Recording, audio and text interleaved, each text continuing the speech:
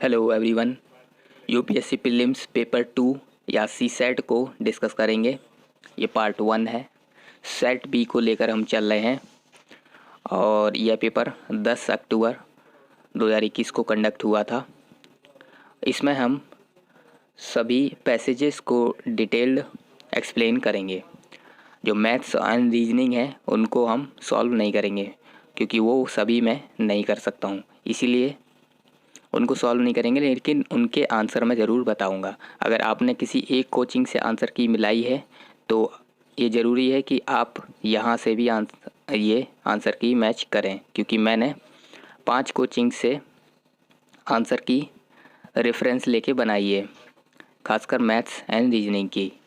Bajirao, vision IAS, insight और clear IAS और IAS पावा से। अगर आपने आईएएस पावा से आंसर की मैच की है सी सेट की, तो आप ये जान लें कि बहुत सारे इनकरेक्ट आंसर, रॉन्ग आंसर उनने दिए हैं, तो आप फिर से आंसर की मैच कर सकते हैं और इन वीडियोज़ पर रिलाई कर सकते हैं। इसीलिए ये वीडियो इतनी लेट आती हैं।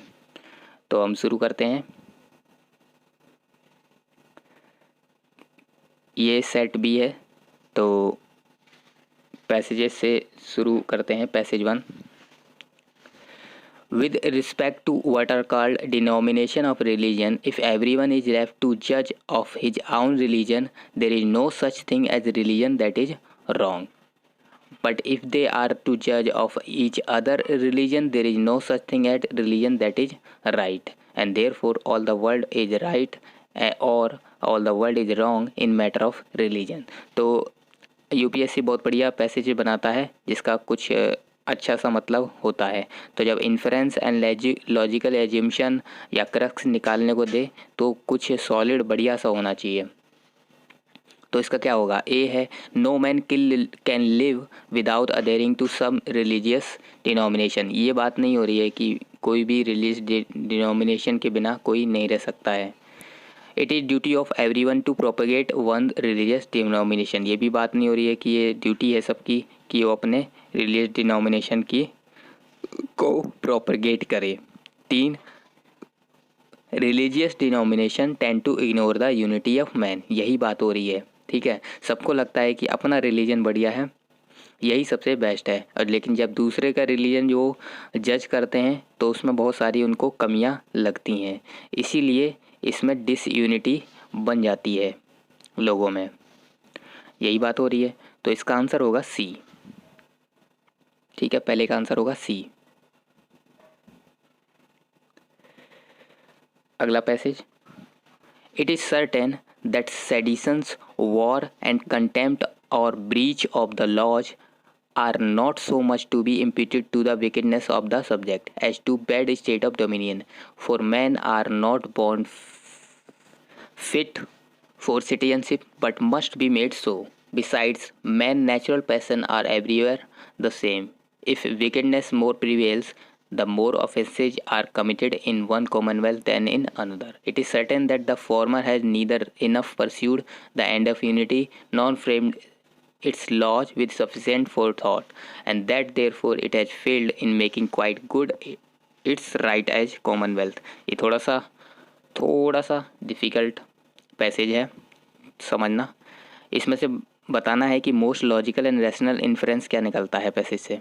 ए, sedition, war and breach of the laws are inevitable in every dominion. ये नहीं है, शुरुआत यहीं से हुई थी बात की, लेकिन ये पूरे पैसेज का रैशनल इन्फ्रेंस नहीं है, ठीक है। ये हम बता सकते हैं। It is not the people but the sovereign who is responsible for all the problems of any dominion. ये 2 बार स्टेटमेंट एक्सट्रीम हो गया है, ठीक है। ये कह रहा है all the problems of any dominion, ठीक है। तो ये ऑप्शन तो हमें हटा ही देना चाहिए। C, that dominion is the best which pursues the aim of unity and has laws for good citizenship। बहुत ही बैलेंस और बढ़िया ये स्टेटमेंट लग रहा है। और डी कह रहा है it is impossible for man to establish a good dominion. ये कभी भी ऐसा पैसेज नहीं बनाएगा जो इतनी बेकार बात बताता हो, इतना गलत मैसेज आता हो। ठीक है, ये रूल ऑफ थंब है, यूपीएससी का कोई भी पैसेज कोई बढ़िया मैसेज हमें देगा। ठीक है, तो इसीलिए डी जो है गलत है। तो एक ही ऑप्शन बचता है सी, जो कि इसका आंसर है, तो दूसरे का हो जाएगा सी।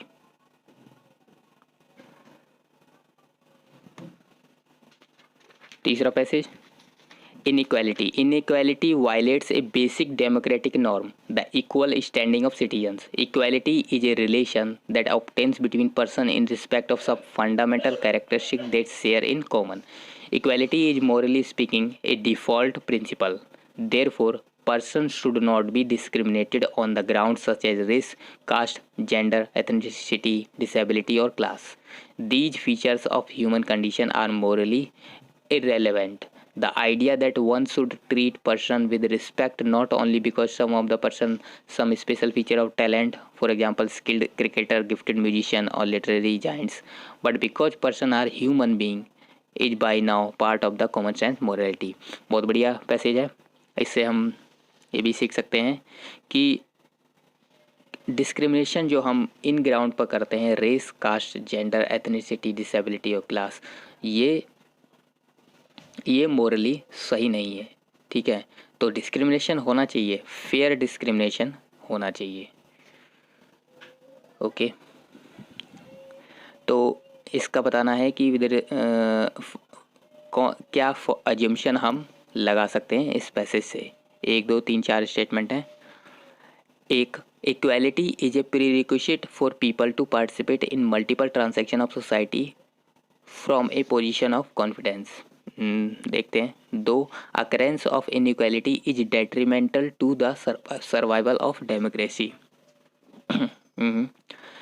3, equal standing of all citizens is an idea that cannot be actually be realized even in a democracy. Extreme है, एक्सट्रीम स्टेटमेंट है, can not be actually realize, क्यों नहीं हो सकता है। 3 स्टेटमेंट को हम निकालेंगे तो हमारे 2 ऑप्शन चले जाएंगे, बी और डी। ठीक है, डी दिया है, right to equality should be incorporated in our values and day to day political vocabulary. 4 सही होना चाहिए। ठीक है, सी यहाँ पर आंसर हो जाएगा 1 और 4। ठीक है, 1 कह रहा है equality is a prerequisite for people to participate in multiple transaction of society from position of confidence, and 4 है right to equality should be incorporated in our values and day to day political vocabulary. तो ये assume, 4th वाला statement हम assume करके निकाल सकते हैं, इसीलिए इस तरह से पैसेज ये लिखा गया है। तो इसलिए आंसर सी होना चाहिए। Passage 4, aristocratic government ruins itself by limiting too narrowly the circle within which power is confined। तो जितने में पावर होती है बहुत नैरोली पावर दी जाती है एरिस्टोक्रेटिक गवर्नमेंट में। ओलिगार्किक government ruins itself by the incautious scramble for immediate wealth, but even democracy ruins itself by excess of democracy. Its basic principle is the equal right of all to hold office and determine public policy. This is at first glance a delightful arrangement.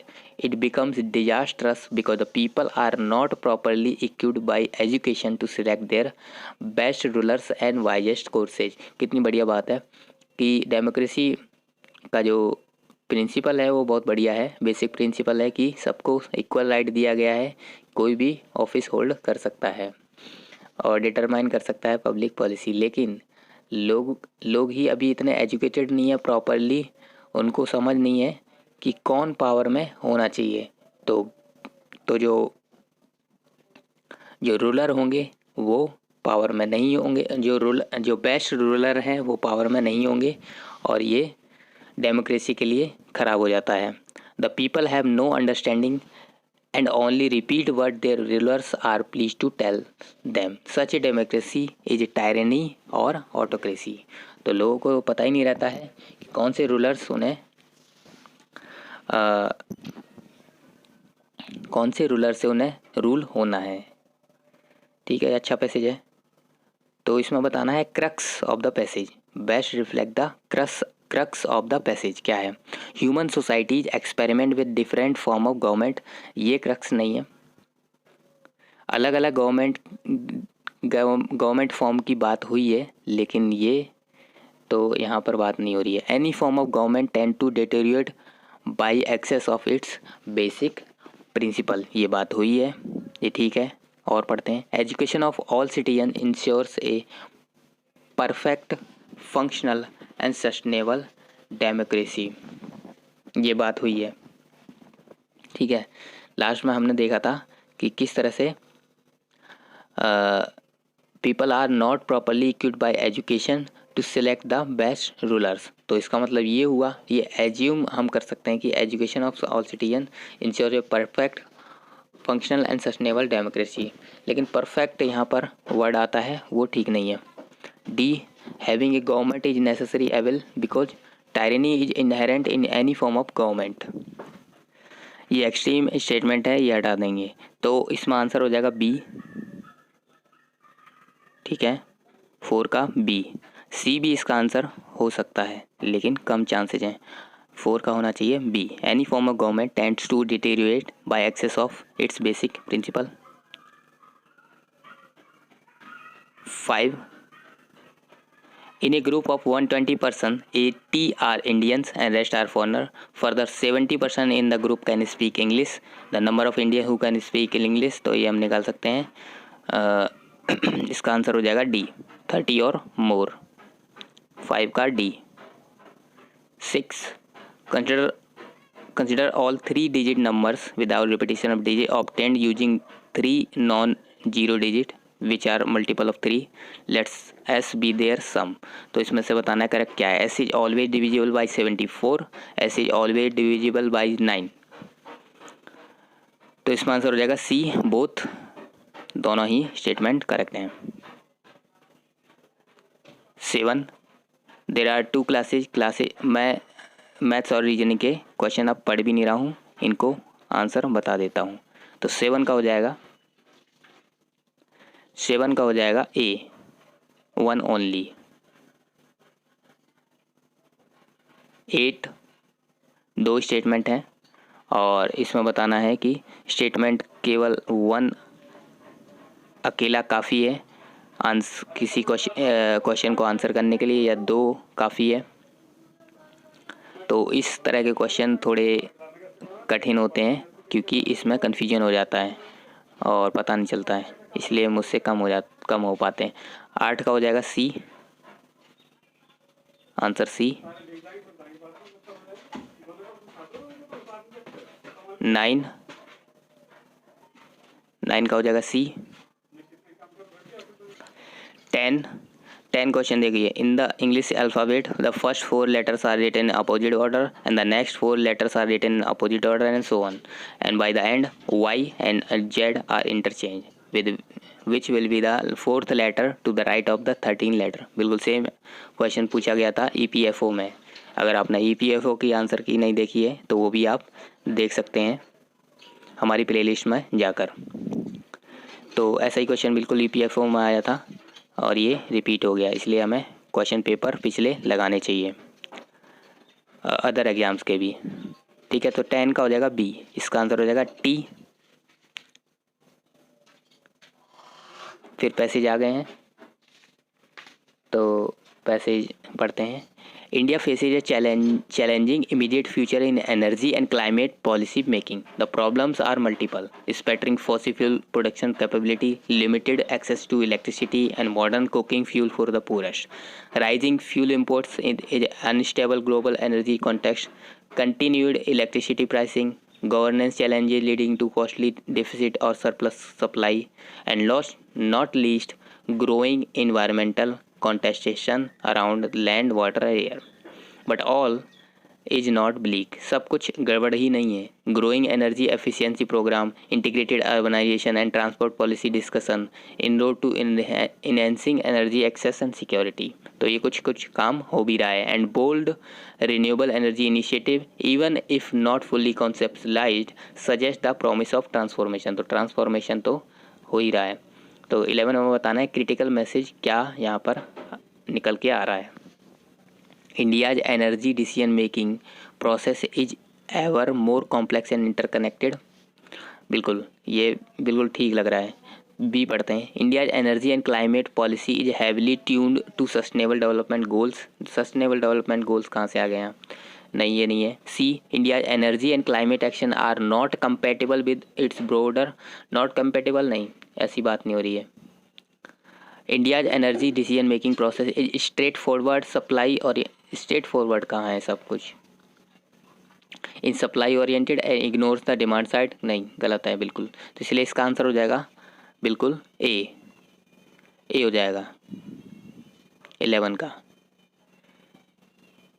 Next passage पढ़ते हैं। There are reports that some of the antibiotics sold in the market are fed to poultry and other livestock as growth promoter. ये बात सही है। Over using these substances can create superbugs pathogen that are resistant to multiple drugs and could be passed along humans. तो ये antibiotics का over use होना बहुत ही गलत है और माइक्रोबियल रेसिस्टेंस ये डेवलप करता है। Mindful of that some farming company has stopped using the drugs to make chickens gain weight faster. तो कुछ फार्मिंग कंपनी ने ये बंद किया है। Denmark banned antibiotic growth promoter in the 1990s। Denmark ने बैन भी किया है। The major pork exporter says it's producing more pigs and the animals gets fewer disease. ठीक है, तो इसमें से best reflect the critical message. क्या क्रिटिकल मैसेज निकल के आ रहा है? People should avoid consuming the products of animal farming.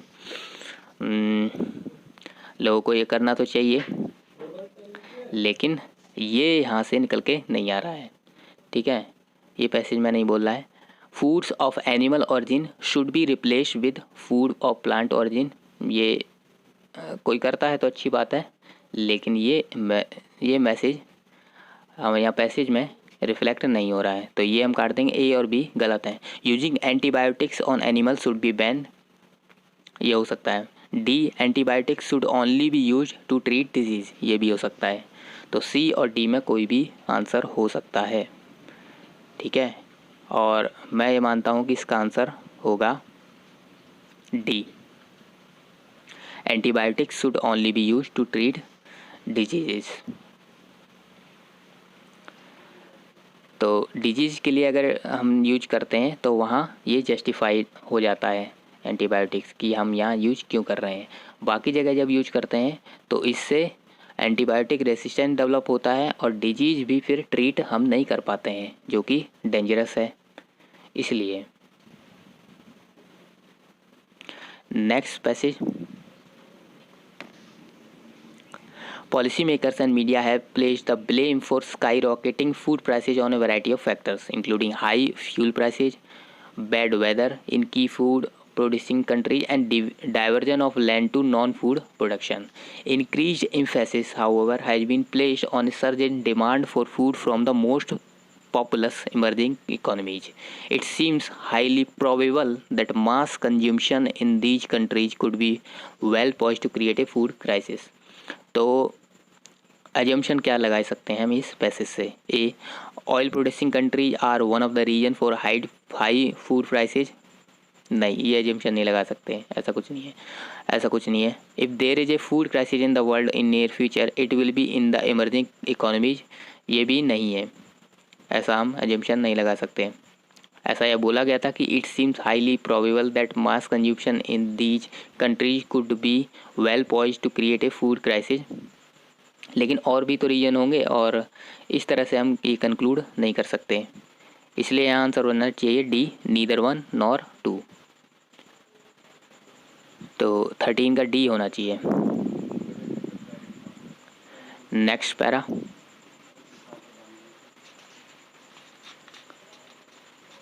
A central message of modern development economies is the importance of economic income growth, by which means growth in GDP.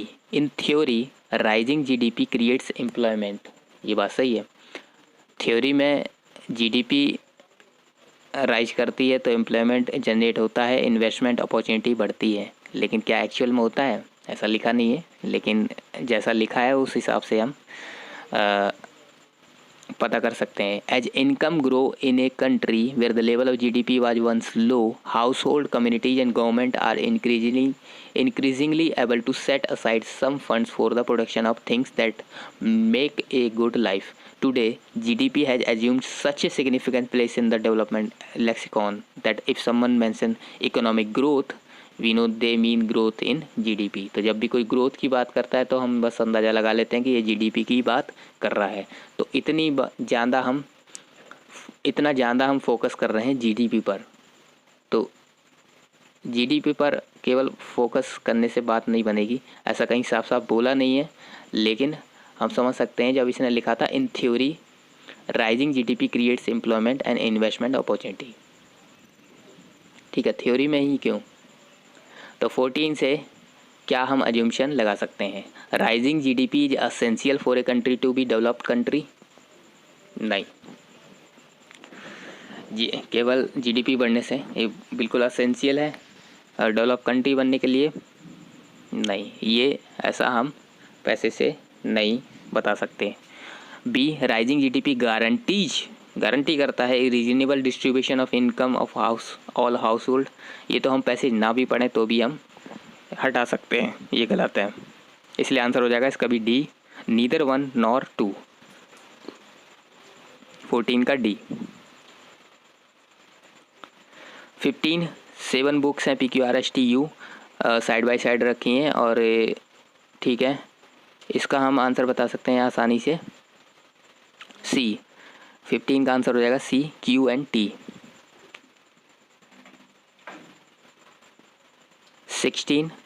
16 में एक sequence दिया है और इसका आंसर बताना है। इसका answer है A, 0। 17 में ये मिसिंग एंट्री बताना है, तो इसमें मिसिंग एंट्री हो जाएगा 3B। ठीक है, 3B आंसर C। 17 का हो जाएगा C। 18 में सीक्वेंस दिए हैं, सीक्वेंस 1 सीक्वेंस 2, तो इसमें बताना है what is the entry in the place of C for the sequence second. C की जगह क्या आएगा? 18 का आंसर हो जाएगा C, 9.375। 9.375 ठीक है, 18 का C। 19 का हो जाएगा, 19 का भी हो जाएगा C, बोथ 1 and 2। 19 का C। 20 का हो जाएगा B। 20 का हो जाएगा B। हमारे पेपर 1 के लिए भी आंसर की आप देख सकते हैं और CAPF और EPFO के लिए भी आप हमारी प्लेलिस्ट में जाकर आंसर की दे सकते हैं 2021 के लिए। हमें सपोर्ट करने के लिए आप सब्सक्राइब कर सकते हैं। That is all for today. Thank you.